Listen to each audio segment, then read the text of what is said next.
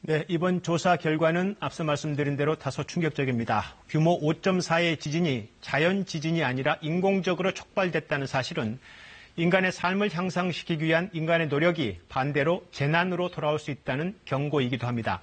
이 자리에 1년간 이번 조사를 이끈 정부 조사연구단장이시죠. 이강근 서울대 교수 나오셨습니다. 네, 이 교수님 어서 오십시오. 네, 시간이 많지 않아서 본론으로 바로 들어가겠습니다. 네. 이 인공지진, 지진을 촉발시켰다는 건데 사실 지진이라는 게 굉장히 큰 규모의 재난이고 힘이지 않습니까? 그런데 지하의 고압의 물을 분사시킨 게 그렇게 힘이 세다는 건가요? 단층을 움직일 정도로?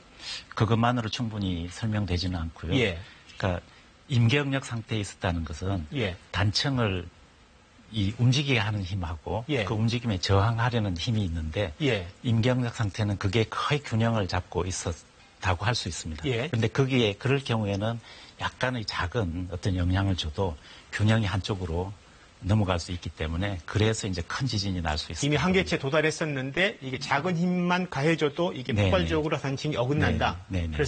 그래서 지진이 난다는 건데 그러면 이번 경우에도 이런 촉발의 힘이 아주 작은 규모였다는 건 그전에 이미 계속 여러 차례 지진으로 쌓여왔다는 그런 뜻인 거죠? 네. 그러니까 이 물주입으로 일어날 수 있는 규모를 우리가 한 3.4 이 정도를 최대로 봤는데 그 이상으로 지금 포항 지진은 크게 났기 때문에 그걸 설명하려면 그 기존에 있던 이 지질학적으로 이 쌓여있던 응력 이런 것들이 큰 지진을 만들 수 있는 형태로 이미 존재하고 있었다라고 얘기할 수 있습니다. 네, 그래픽 화면을 잠깐 보면서 설명을 드릴까요? 네, 보여주시면 지금 뒤에 보시는 것처럼 지열발전소가 포항 지진의 진원과 2km 이내에 있고 주변에 단층이 겹겹이 있는 게 보입니다.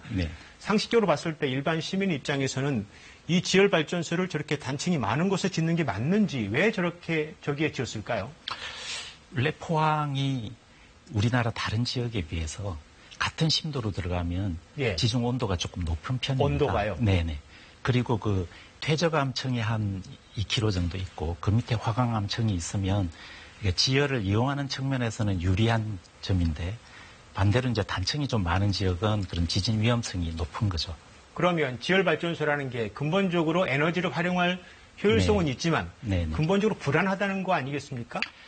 그래서 지열발전소의 경우에는 이제 지진의 위험을 어떻게 관리하느냐 이런 것이 굉장히 중요한 측면이고 뭐 우리나라도 마찬가지지만 해외에서도 이제 그런 측면에서 많은 이제 노력을 하고 모니터링을 하고 어떻게 관리할 건지 그런 신호등 체계라는 것도 관리를 하고 그렇게 하고 있는데 이제 우리나라의 경우에는 아무래도 그런 점이 조금 부족한 측면이 있지 않았나 하는 생각이 말씀하신 대로 지열발전소에서 나오는 여러 가지 사전에 미세한 경고들을 꾸준히 모니터링을 하고 사전에 경고를 알고 대응을 해야 되는 건데 못했다는 거잖아요. 그 사업이 처음부터 조금 무리했다는 비판은 뭐 일리 있는 지적 아닐까 싶은데요.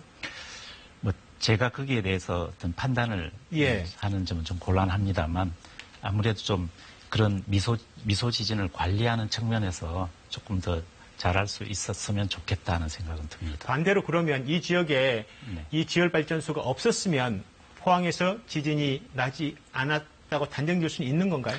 뭐 단정은 할 수 없고요. 그렇다면 우리가 뭐 지진을 예측하는 것도 가능할 텐데 아무래도 포항 지열발전소의 그런 이 물주입이나 이런 게 없었다면 포항 지역에서 지진이 발생할 확률은 조금 더 낮았을 거다 이렇게 말씀드렸습니다. 앞으로는 그럼 안전한 건가요?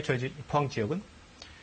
말씀드렸듯이 그건 장담은 못하지만 아마도 그 단층은 어느 정도 이제 힘이 해소됐기 때문에 그 주변은 모르겠습니다. 그 단층은 예전보다는 위험성이 좀 줄어들었을 거다 이렇게 얘기할 수 있습니다. 그럼 이번 조사 결과는 이 지열발전소가 저렇게 큰 규모의 지진도 날 수 있다는 것을 100% 인과관계가 입증된 조사로 봐야 또 되는 건지요? 저희는 여러 가지 이제 조사를 통해서 어느 정도 확신이 있기 때문에 발표를 하게 됐는데 그렇지만 뭐 저희도 국내 조사단 12분, 해외 조사단 5분이 같이 이제 연구를 한 것이기 때문에 또는 뭐 다른 또 이게 이제 공개가 됐기 때문에 어떤 과학적인 이제 반론 제기도 뭐 있을 수 있다고 생각합니다. 벌써 해외의 많은 학자들이 예. 우리 그 보고서를 요청을 하고 있어서 예. 아마도 국제적으로 이런 문제는 좀 리뷰가 될 것 같습니다. 앞으로도 이 조사 결과에 대해서는 국제적으로 논쟁의 대상이 될 수도 있고 추가로 확인 자금 더 필요한 거군요. 논쟁의 대상도 될 수 있고 예. 이런 사례가 있기 때문에 더욱더 지열발전의 경우에는 위험 관리를 훨씬 더 높은 차원에서 해야 되겠다는 아마 그런 쪽의 메시지가 더 가지 않을까 생각합니다. 네.